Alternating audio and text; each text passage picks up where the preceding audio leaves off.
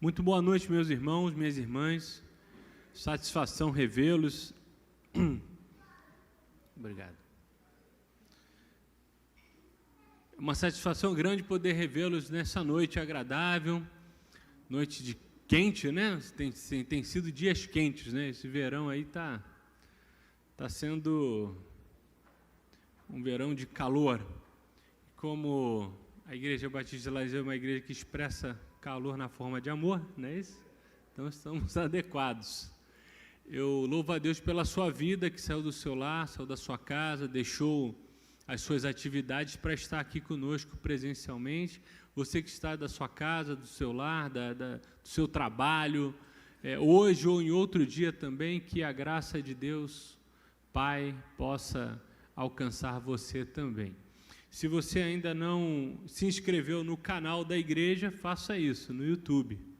A igreja tem um canal no YouTube. O YouTube não precisa baixar, já vem no celular. Então, quem tem celular tem YouTube.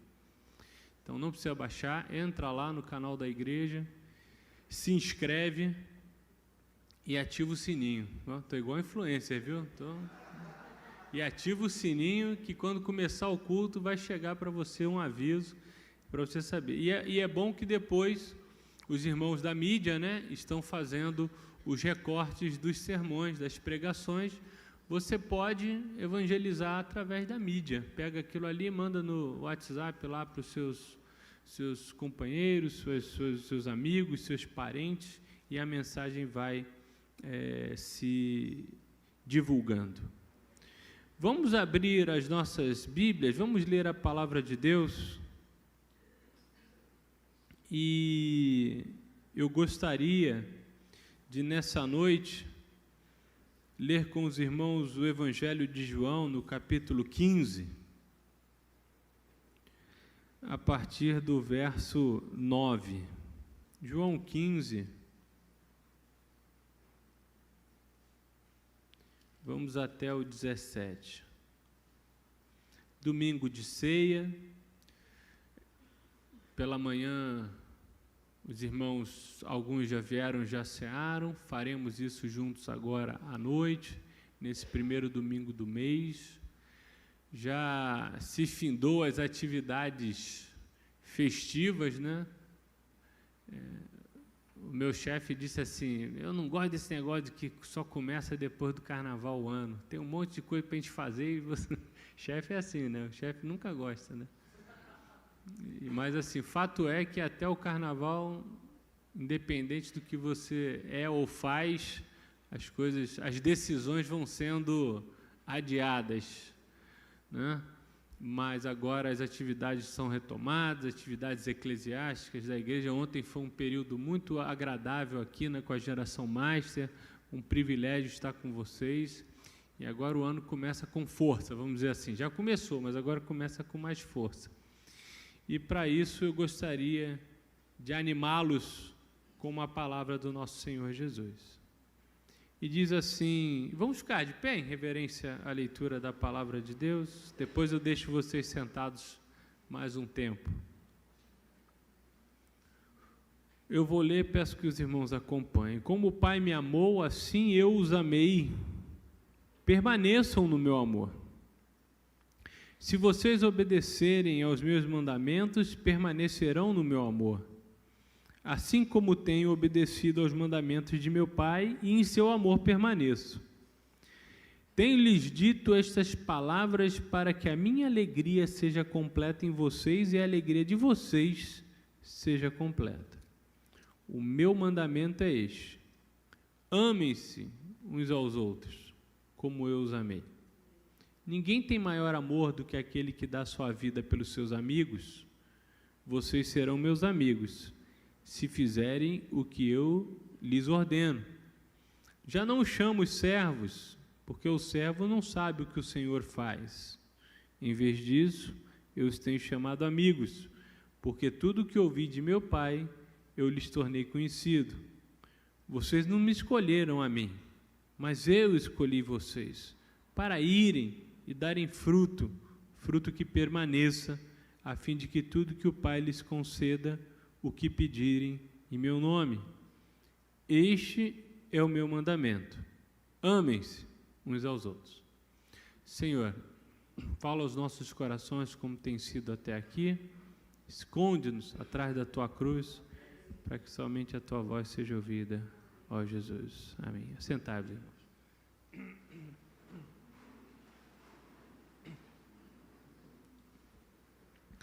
No tempo de Jesus, aqui, nesta terra, na região do Oriente Médio,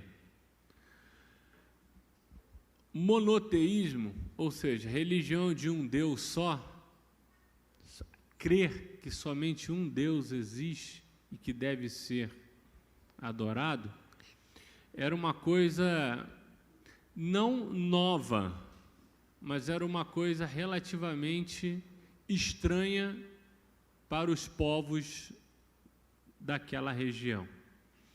Os babilônicos, os gregos especialmente, os egípcios, todos tinham um panteão de deuses. Deus para todos os gostos, tipos, formas e maneiras. Os deuses gregos, cuja cultura influencia bastante os textos do Novo Testamento, a cultura helênica, grega, influencia os textos do Novo Testamento, mesmo porque o texto do Novo Testamento foi escrito em sua grande maioria em grego, porque era assim, o inglês da época, vamos dizer assim, uma linguagem que se comunicava com todos. A Grécia tinha deuses, inclusive, que tinham feições humanas, no sentido de que eram deuses que tinham ciúme, raiva, desejo, traíam, eram traídos. Era uma verdadeira novela a história dos deuses gregos, novela no sentido de histórias contadas, né? Muitas delas até interessantes e que explicam uma série de expressões que nós temos até mesmo na nossa língua portuguesa. Mas neste contexto, os hebreus aparecer talvez não seja o termo mais adequado, mas os hebreus chegam com uma proposta diferente ao longo dos séculos de adorar somente a um Deus, Yahvé. Deus sobre todos e único. Hoje isso é muito comum para nós, achar que só existe um Deus, mas na época não era. Não era simples um homem e uma mulher comum acreditar que somente um Deus existe. Paulo, em sua pregação na Grécia, em Atenas, num texto do Novo Testamento, que é anterior a João, ué pastor, mas lá é Atos, é anterior a João? Em acontecimento não, mas em escrita sim. O texto de João é posterior ao texto de Atos, em termos de composição. No texto antigo de Lucas, Lucas diz que Paulo enfrentou uma dificuldade grande lá, porque quando ele dizia que existia um Deus, um só, alguém disse assim, você vai desagradar os outros, e quem se sentir desagradado vai nos castigar. E havia essa dificuldade a ponto do apóstolo Paulo também, no início da sua carta aos Coríntios, dizer que para os gregos, Jesus, o Evangelho, era loucura, porque não fazia sentido. Outra característica também dos tempos de Jesus é que aquela localidade, aquele local, aquela região, era pródiga em profetas, curandeiros e andarilhos. Não fosse Jesus diferente, passaria desapercebido, porque muitos profetas passavam por aquela região. Muitos diziam-se em condições de curar, em condições de abençoar pessoas. Muitos se diziam representantes da religião oficial, muitos eram fora do contexto da religião oficial, mas também se autodeclaravam profetas. Jesus seria mais um. não fosse ele diferente a ponto de alguém dizer e declarar ao fim do Sermão do Monte: esse fala diferente, fala com autoridade, fala com autoridade. Jesus apresenta uma mensagem que subverte a ordem instituída. Ele vai até o templo, pega o texto de Isaías, lê o texto de Isaías e diz: esse sou eu, prazer, chegou o tempo, é agora, sou eu. É chegado o reino de Deus. E aqueles homens e mulheres, especialmente os religiosos, ficam atônitos. Quer no ambiente judeu, quer no ambiente gentio. No ambiente gentio, uma dificuldade, como eu disse, no meio de tantos deuses, um Deus único encarna, se faz homem e habita entre nós. Isso não faz sentido. Nós, seres humanos, queremos ser iguais aos deuses, imortais, belos, poderosos. Não faz sentido alguém que é um Deus se fazer ser humano.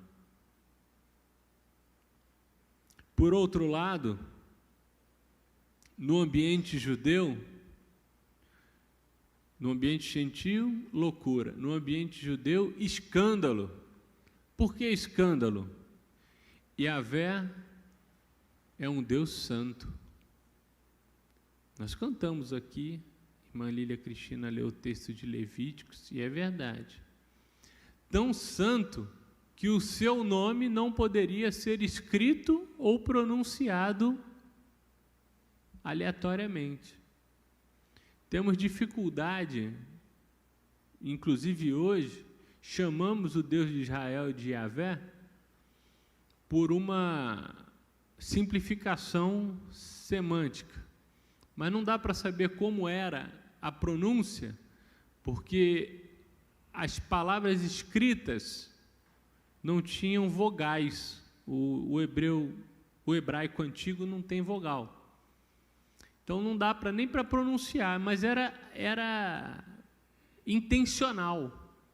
Inclusive o nome de Deus, que é aquele que é, conforme ele se apresenta a Moisés, Moisés pergunta: quem é você? Quando Moisés pergunta, Moisés está num ambiente egípcio, de um panteão de deuses. Diz assim: mas vem cá, e que Deus é esse que vai... Eu sou o que sou. Aquele que é. Deus não existe. Deus é. E naquele momento, a partir daquele momento, a lei de Moisés proíbe, inclusive, que o nome de Deus seja escrito em lugares perecíveis. Ou seja, não pode escrever na areia, porque a água vai apagar. E esse Deus todo-poderoso, Criador dos céus e da terra, o único cujo nome é santo, aparece um profeta da Galileia e diz assim: prazer, sou eu. Eu sou filho desse Deus, esse Deus encarnou em mim. Escândalo para os religiosos da época.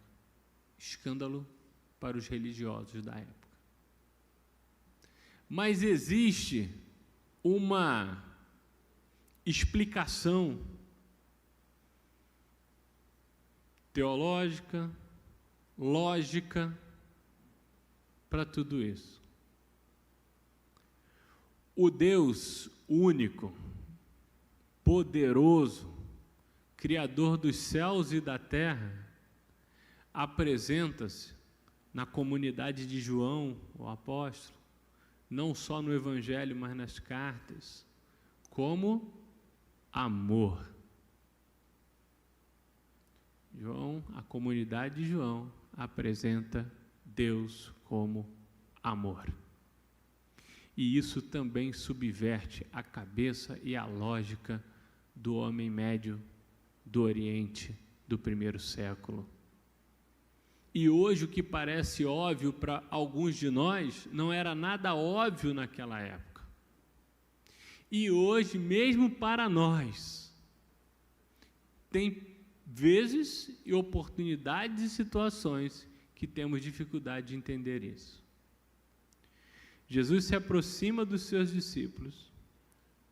Nesse texto, que é um dos textos em que Jesus mais fala no Evangelho, a partir do capítulo 14, ele começa a conversar com os seus discípulos. A partir do capítulo 13, a cerimônia do lava-pés. Ele começa ali, introduz um discurso, e esse discurso perpassa o capítulo 14, 15 e termina no 16. No 17 ele ora, no 18 ele é preso, e aí a história vai até a ressurreição. Mas neste momento de intimidade com apóstolos, discípulos chegados, Jesus começa a se revelar de uma maneira que também subverte a lógica daqueles homens e mulheres comuns que ali estavam. Jesus começa a dizer o seguinte: como o Pai me amou, assim eu os amei, permaneçam no meu amor. O Deus dos exércitos é um Deus que ama. É um Deus que ama. E o amor de Deus, ele encarna. O amor de Deus, ele é um amor de atitude, não é um amor sentimento. Uma carta, Deus escreve uma carta de amor perfumada para vocês, assim: eu te amo, toma aqui. Não se preocupe, apesar de tudo eu te amo e pronto. Não. Deus é um Deus que se esvazia da sua condição de Deus, encarna para habitar no meio de nós, morrer e ressuscitar para demonstrar o seu amor para conosco. Aleluia! Isso é inédito na história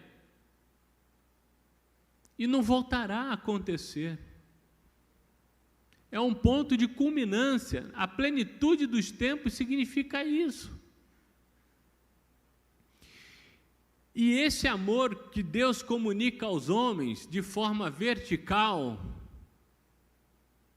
é comunicada por Jesus também de forma horizontal, como nós vamos demonstrar hoje simbolicamente no memorial da ceia. Permanecer no amor de Deus é condição de obediência. Permanecer no amor de Deus é condição de obediência.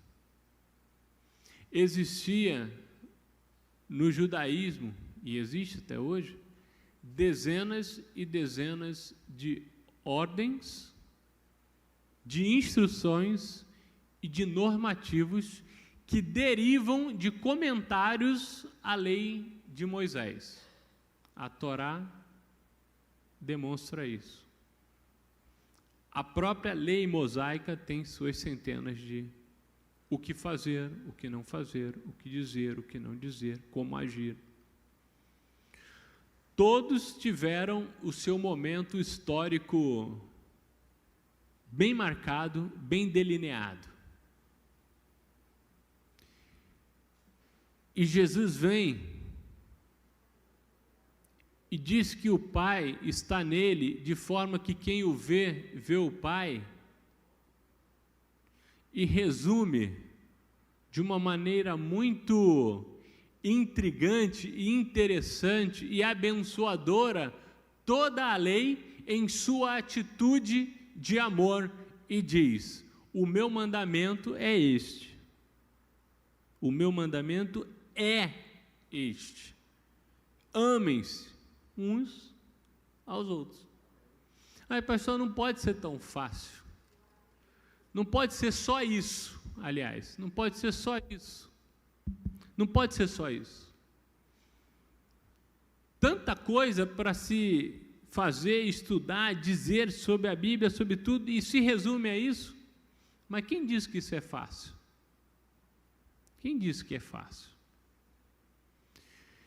Nos seus aspectos mais diversos, o amor não é simples.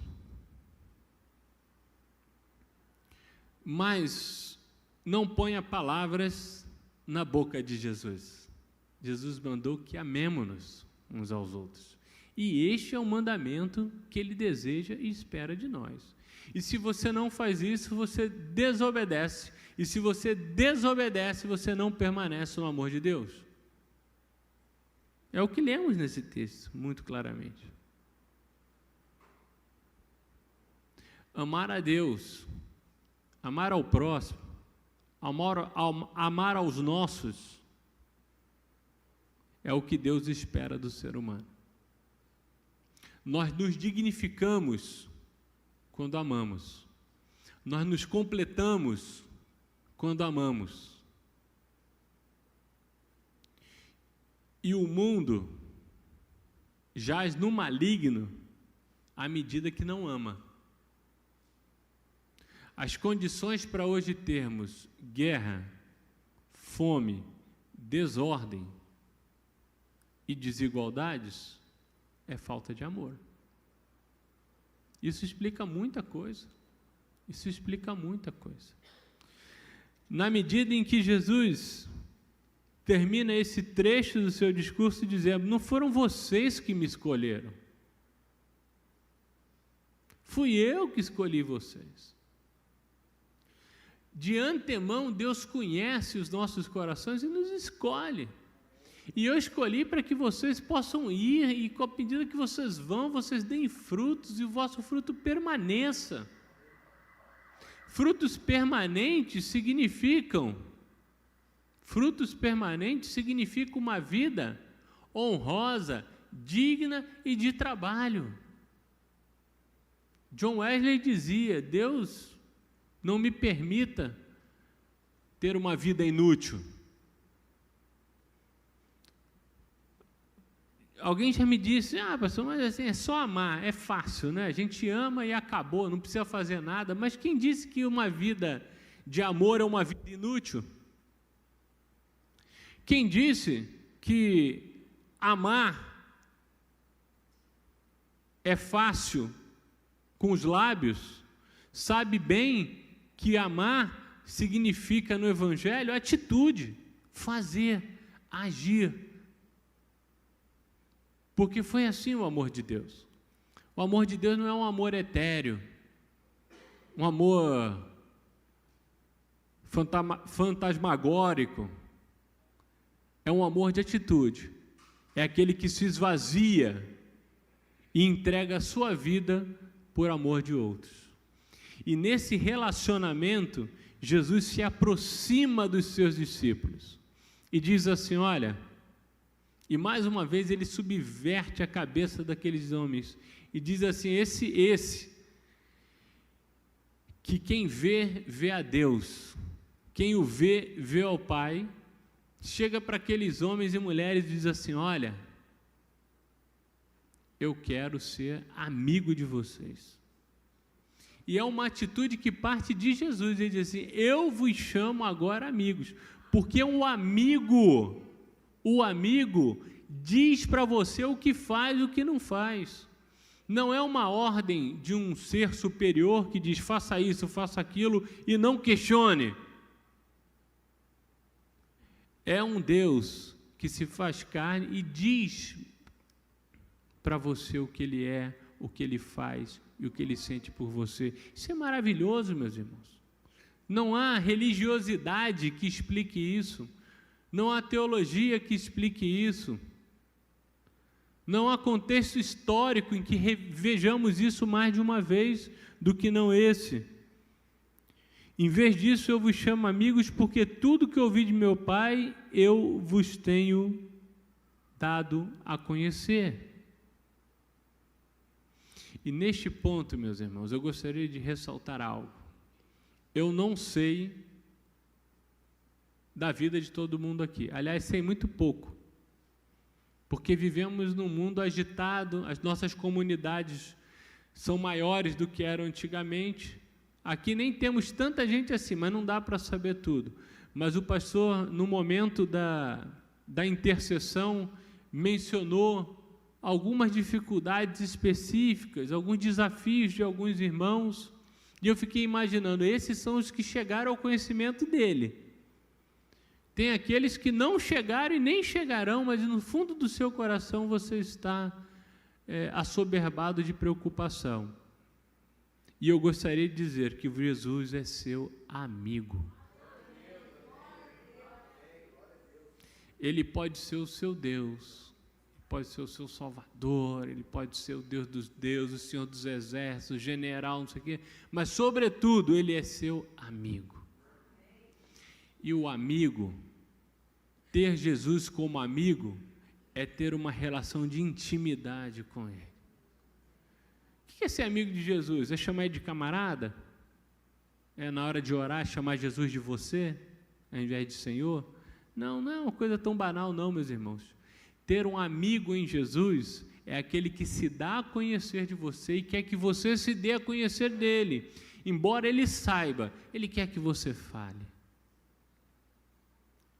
Achegue-se à mesa, agora que chegaremos, confesse a Jesus, abra o seu coração, derrame as suas dores, derrame as suas preocupações, entregue a sua gratidão, e assim você vai experimentar o amor de Deus no amigo Jesus. Nesta noite, nós vamos celebrar a ceia do Senhor. E é um momento de demonstrar a horizontalidade do amor de Deus. Não adianta, inclusive, uma das cartas de João diz isso. Quem diz que ama a Deus e odeia o seu próximo é mentiroso. Porque não dá para amar, porque amar a Deus é fácil. Quando você ignora a existência dele na sua vida cotidiana. O próximo não dá para ignorar na vida cotidiana, ele está ali do seu lado com você. E nesta hora que vamos praticar a horizontalidade do amor de Cristo, eu convido você a se chegar à mesa com humildade, contrição, com o coração quebrantado, de confissão, que seja um momento de entrega, de abertura do seu coração, para que o nosso amigo Jesus se faça presente todos os dias até a consumação dos séculos. Que assim seja em nossas vidas. Amém.